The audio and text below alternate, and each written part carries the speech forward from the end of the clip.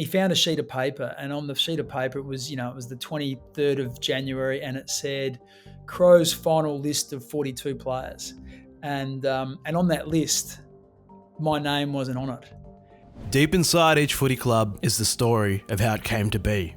Team Builders goes behind the scenes with those who made it all happen, to give insight into the creation of some of Australia's biggest football franchises. With Tasmania in the early stages of building a standalone club, after finally being granted a licence to enter the AFL in 2028, the first new club to enter the national competition in 16 years, Team Builders will look back on all the startup teams that joined the then VFL as it expanded beyond the confines of Victoria. From South Melbourne's move to Sydney in 1982, to the Eagles and Bears in 1987, through to Gold Coast and GWS in 2011 and 2012 respectively, we'll talk to inaugural CEOs, presidents, coaches, and star players to get an inside look into how these AFL teams were built from scratch. This is AFL Team Builders.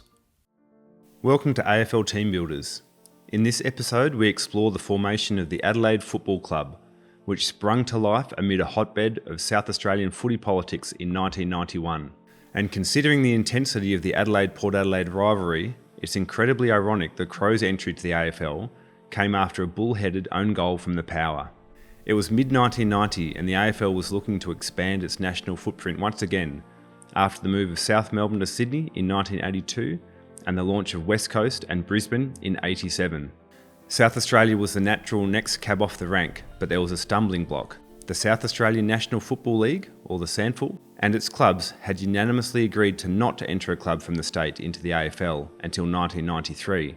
Mere weeks later, it was revealed Port Adelaide had started secret negotiations with the AFL to enter the competition ahead of time in 1991.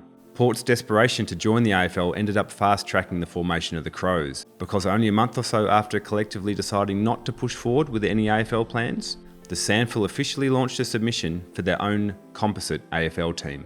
After legal action from all parties, the AFL agreed in October 1990 to accept the bid, and the Adelaide Football Club was born. That meant the new entity had about 6 months to prepare for their debut season. Bill Sanders was the club's inaugural general manager and CEO, taking on the role after more than 30 years with South Australia's State Bank, and fresh from brokering a merger between traditional SANFL clubs Woodville and West Torrens. He was tasked with starting work on developing the new AFL club from a dingy office under the member stand at Football Park. In the space of 6 months, there was quite a lot happened with the hastiness of the formation of the Adelaide Football Club. And I'd had 30 odd years in the bank, and I had no intention of getting involved full time as a profession in football. I'd always been working in an honorary capacity.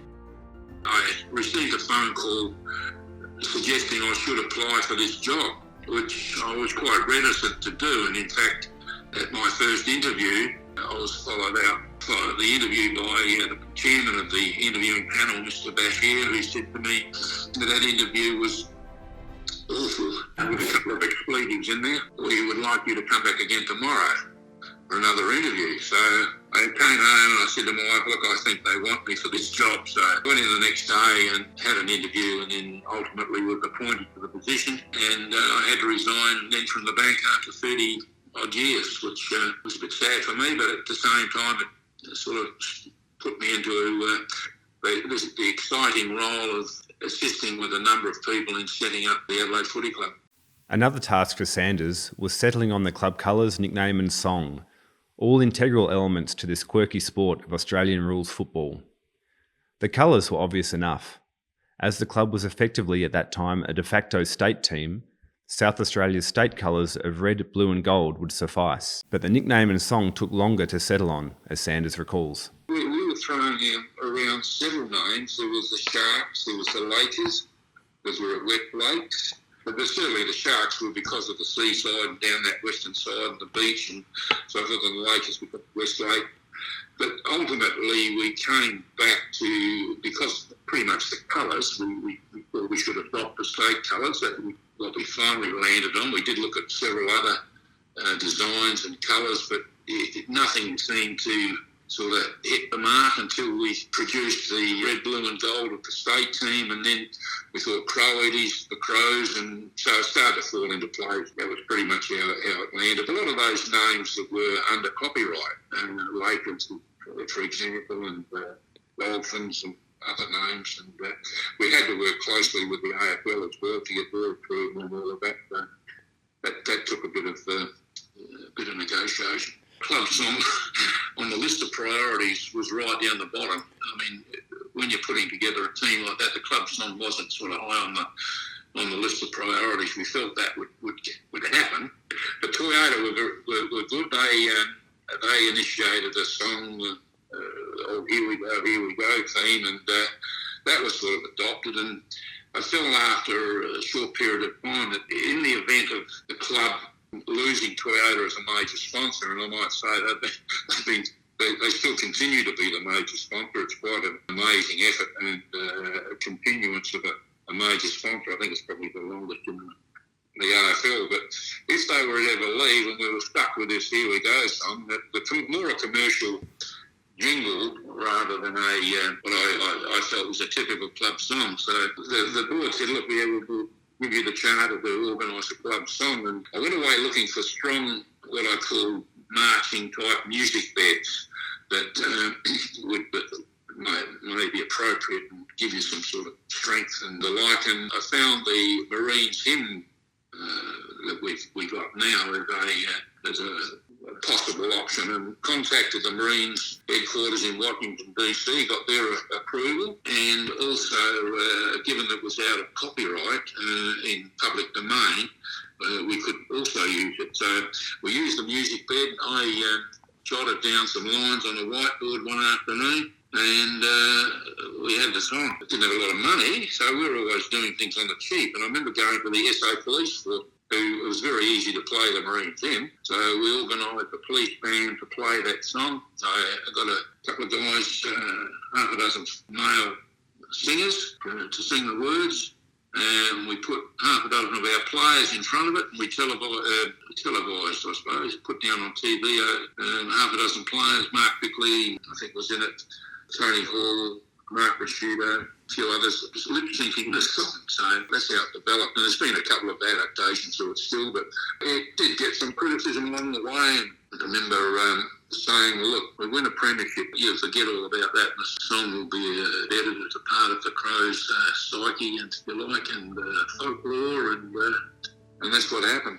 There was always going to be politics at play when it came to building a standalone club in a state that sole footy focus was the SANFL. In terms of fan, corporate and media support, Sanders and his small team set about trying to ensure those SANFL clubs and their fans would get behind the Crows. On the field, the club also sought statewide support. Indeed, the playing squad had to be representative of all the local SANFL clubs, instead of simply selecting the best players no matter which team they came from.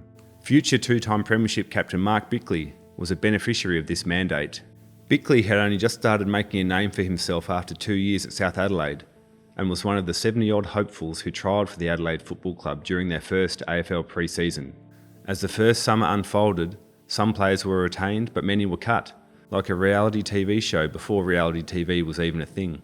Some 30 years later, Bickley learnt from inaugural coach Graham Corns that he was extraordinarily close to not making the training squad at all, and was also extremely lucky to be named in the official 42-man squad when it was finalised just before the season's start. There's just so many sliding doors moments, like I've spoken with Graham Corns. We've been sort of good friends all throughout the journey, and he told me, I reckon it was about 12 or 18 months ago, he was just going through some of his records and he was cleaning out some drawers because he was meticulous with all his record keeping. And he had he found a sheet of paper, and on the sheet of paper it was, it was the 23rd of January, and it said Crows' final list of 42 players. And on that list, my name wasn't on it. And he said, and he can't remember how, he said something has happened between the night that I finalised the list and then lodging it to the board the next morning. And somehow I went from not being on the list to actually being on the list. So, you think about that as a sliding doors moment. And even you go back further to when they were getting the list of 70 together. And he talked about compiling the list. And one of the things they had to do to try and appeal to all South Australians was make sure there was an even spread of players from each club. So Glenelg and Port Adelaide were really strong, and potentially you could have had 15 players from Glenelg, 15 from Port Adelaide, and 3 or 4 from South Adelaide. So they didn't want to do that. They wanted to try and get an even spread so everyone felt like it was part of their team. And at the end of it, they basically said, are we short from any teams? And so they looked and they said, well, South Adelaide, we don't have quite enough. And then they also wanted to make sure they had an even age spread. So not too many old blokes, not too many young blokes, 7 or 8 of all the different ages. And they said, what year are we missing? And they said, we're a bit light on for blokes born in 1969. So they said, well, is there anyone from South Adelaide who was born in 69? And they went down the list and they said, Mark Bickley. And then we played Glenelg in round 23 that year, the last minor round game. And I played on Chris McDermott. And Chris didn't play that well. And after the game, Graham said to him, geez, you're a bit quiet today, Chris. And he said, I had this bloke called Bickley on me. He made it really hard for me today. And so when they said, Bickley's from South Adelaide, 1969, he said, hang on a minute. Chris McDermott said that he was really tough to play on. Let's put him in the list of 70, And so that's how sort of close it gets in terms of people making decisions on you, and then getting an opportunity, and then getting an opportunity to play, and then having some luck with injury and all the rest of it, and you end up where you end up. For the players, that first summer was nothing short of brutal. Inaugural coach Corn saw fitness as their only possible competitive advantage over the seasoned AFL outfits, so he pushed his squad relentlessly in training 13 days out of every fortnight through the summer. Most players did this uncomplainingly and unpaid, and the mediocre facilities were just another hurdle to jump over, as Corns remembers. And so we assembled a squad, there was over 60, and we started training. It was, and I'll look back on it and think, wow, how that happened. But at the time, we were just a coach, and there was myself, Michael Taylor, and Trevor Jakes, who was our fitness coach. So the three of us, and we had a program where the guys worked 13 days out of 14. It was a really heavy program. And I think that might have helped me get the job, because I had that program already set out when I had to make the presentation to the board. So we just got straight into it. We didn't have anything. You'd think, I made a specific request that we were able to use Football Park all the time, but the groundsman at Footy Park was very precious of the ground. So we didn't get a lot of access to that. The first night we didn't have any balls. We didn't have any, so I had to race around that Football Park where they had, you've got state teams, state gear, and under 18s. So we went and pinched some of the under 18 footballs to get our first night underway. But look, the guys showed up. They trained harder than they'd ever trained, and we'd heard about Carlton's legendary 100-metre sprints, and that was supposed to be the benchmark for fitness and endeavour and endurance. So we said, well, look, if Carlton can do 100, so they had to do 100 sprints. They had to do it in 18 seconds, and they had a 42-second rest, and so it's a 1-minute turnaround. So we said, look, we're going to do 110, 10% more. We're going to do them in 17 seconds, and you're going to have 35-second break. So it was a 52-second turnaround. So it sounds ridiculous, but most of the guys did it. And, it was a realisation when they completed it, that they were as good, if not better, in terms of fitness. We still had a lot to work on our strengths. I was confident in our skills, because South Australian football was highly regarded for the skill level, but we probably weren't as tough, and we didn't have the grassroots, football DNA that the Victorians did. We slowly worked up to that. We did have a a guy who joined us in the coaching staff called Leon Holm, who'd been Dean Lucan's weight training coach when he won the gold medal in '84. And I'd been to America and studied some of the professional teams over there, and they were using Olympic weightlifters or weightlifting coaches, and for their their dynamic stuff, not their aerobics, but their plyometrics and their explosive work. So I employed Leon Holm, or we employed him, and he was marvellous because we didn't have a gym. We just didn't have a. And he found a little room. Well, there's a bar at the end of Footy Park, and the trainers had this old weight training, like a universal weight machine in it, and he was able to adapt it and get the guys in shifts to come in, and he was amazing. Not often known, undersold, underappreciated, but he was a big part of it as well.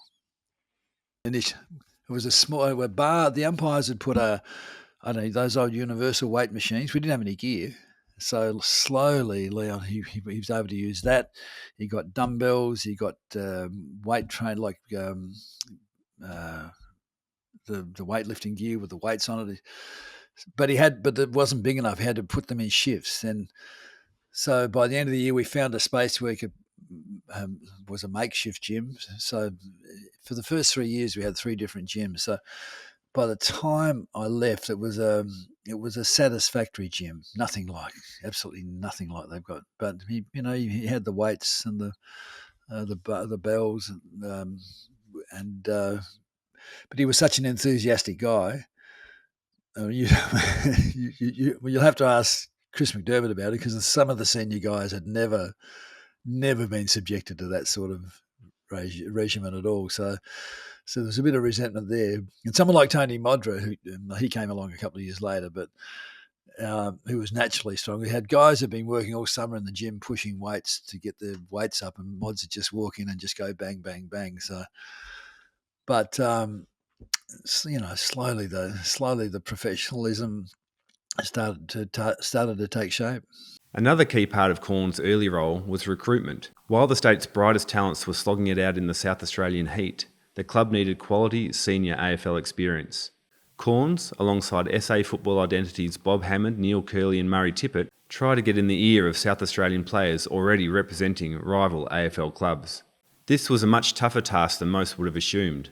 Most of their rival clubs had been laying groundwork to recruit the best South Australian players for well over a year, with the Crows up against it in trying to change their minds in a short time frame. Corn still shakes his head at the memory of South Adelaide superstar Darren Jarman slipping through the Crows' fingers to instead sign with Hawthorn. We were only allowed to take 10 of those players already drafted, and Darren Jarman was probably the top priority of those players. They were good players, of course. But we didn't have a club yet, and we didn't have any AFL contracts.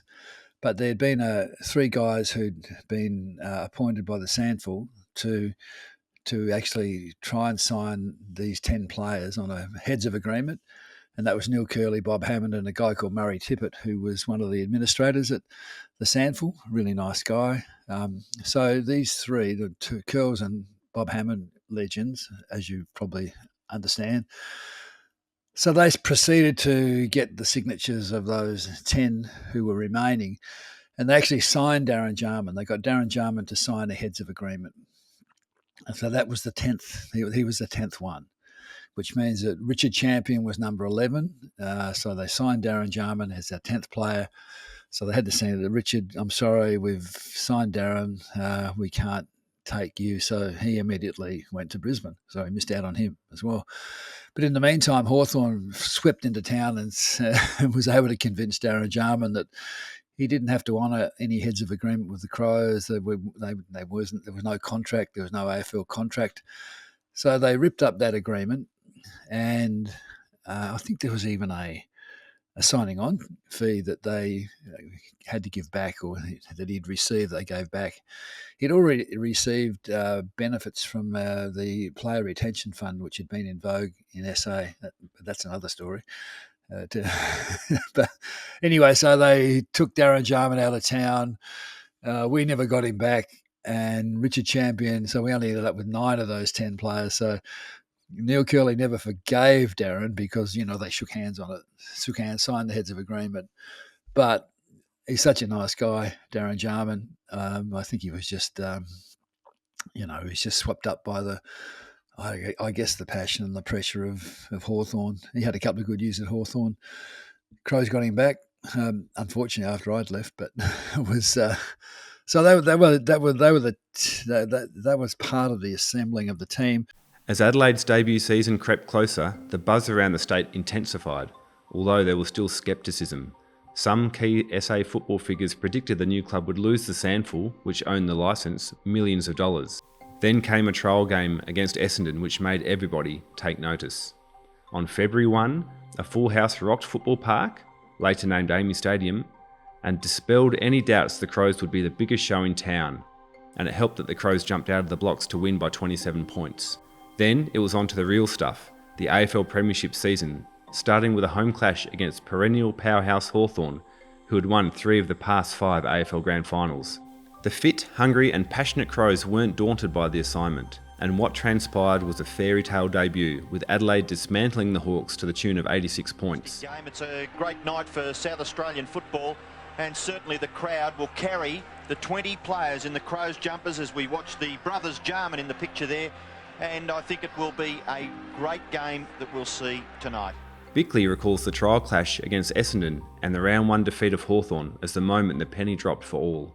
That first game was massive. I played in, there was a warm-up game beforehand, and so I was playing in like a reserves team, and we played against Woodville West Torrens Eagles, who are a newly merged team, and so we played in that game, and then sort of there was, we thought, wow, there's a lot of people. There's maybe 10 or 15,000 people while we were playing that game.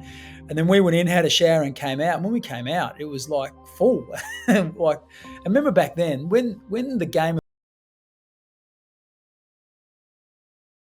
between 5 and 10,000 people there, the only time you really filled Footy Park was at the grand final. So effectively, when we were playing this trial game, it looked like the same crowd as what we had for the grand final, 3 or 4 months earlier.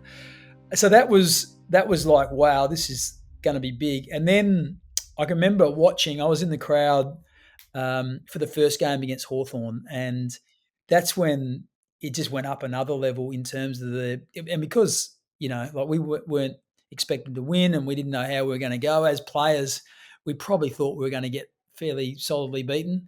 But then when we won by, over 10 goals and the crowd was just, in raptures, like it was just like nothing I'd ever experienced before. So I remember going home that night because I had to play for South Adelaide the next day. I couldn't sleep, so it was a night game. Couldn't get out of the car park. I probably got home at midnight and then just laid there thinking, wow, this is the biggest thing I've ever experienced. So, so that, I guess, as well sort of fed into the, that desire to want to be a part of it. Corns too remembers the Crows' official debut with delight, despite a pre-game issue with Football Park's hastily installed coaches' boxes. The euphoria and expectations after that history-making debut win against Hawthorn was soon tempered, with the Crows soon realising life on the road wasn't easy.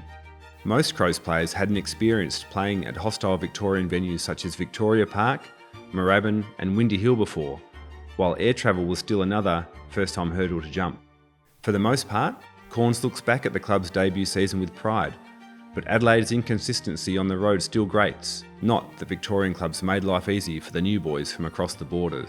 The really unknown factors came when we had to travel interstate to the Victorian suburban grounds, and that was it was just you look back and laugh. I mean, when you talk about Moorabbin, Windy Hill, Victoria Park, Western Oval, Princes Park, the facilities that they had were just ridiculous. And the AFL made us fly over on the morning of the game initially.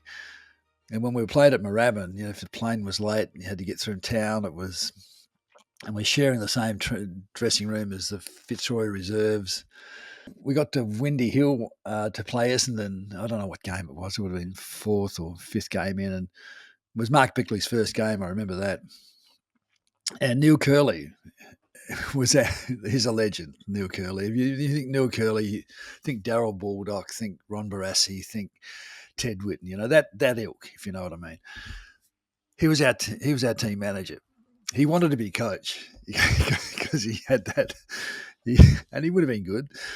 He was my mentor. He coached me all the way through, and he was amazing. So we had a great relationship. So we get to Windy Hill a little bit late, and North Melbourne reserves are playing, and the North Melbourne doorkeeper's on the door. And Neil Curley fronts up. He said, where's the Crows dressing room, champ? He said, he used to call him one champ.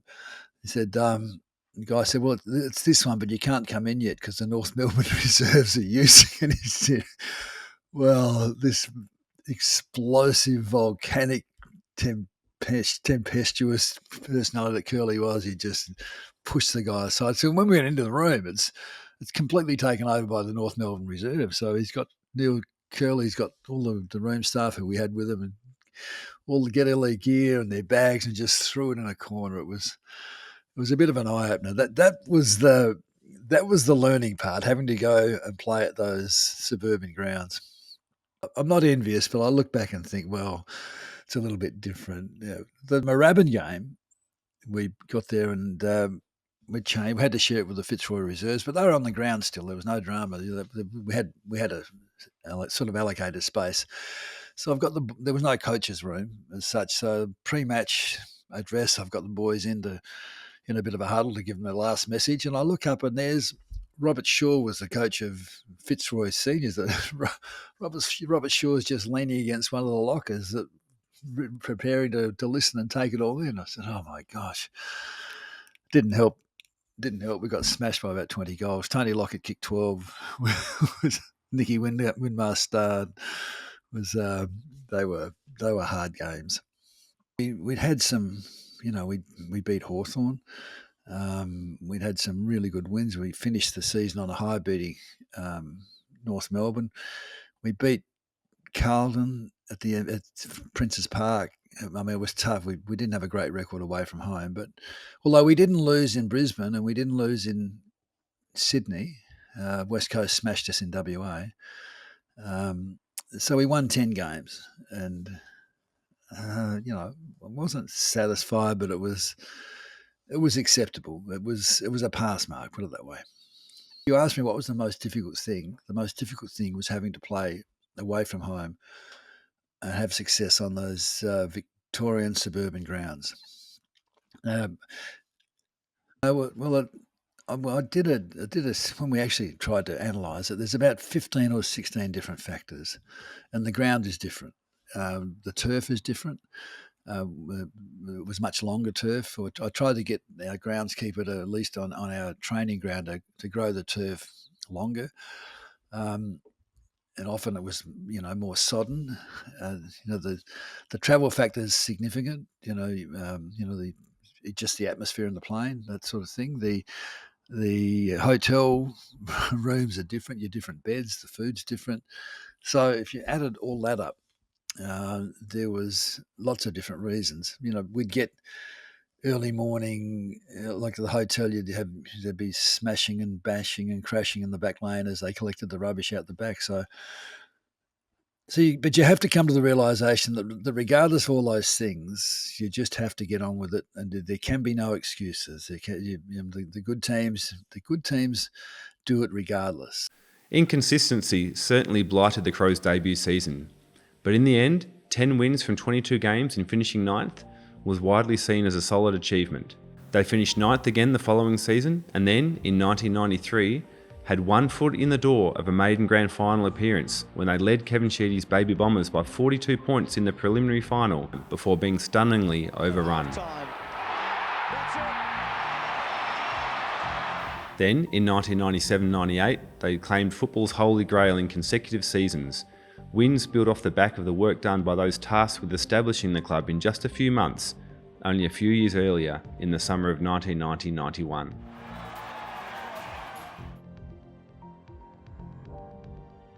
Thanks for listening to AFL Team Builders. In next week's episode, we examine the Fremantle Dockers, who face the daunting prospect of evolving from Big Brother's shadow in the West. Due to the widespread dominance of West Coast in Western Australia, the Dockers had to do things differently and be prepared to think outside the box. Their task was made even more difficult by the AFL's meagre list concessions, which still rankles those involved almost 3 decades later. When Ian Collins came across to brief us, and I knew Ian previously from my time in Melbourne, he said, your side will have to prove itself, he said, and don't be dismayed, he said, because your list has been designed to win one or no games.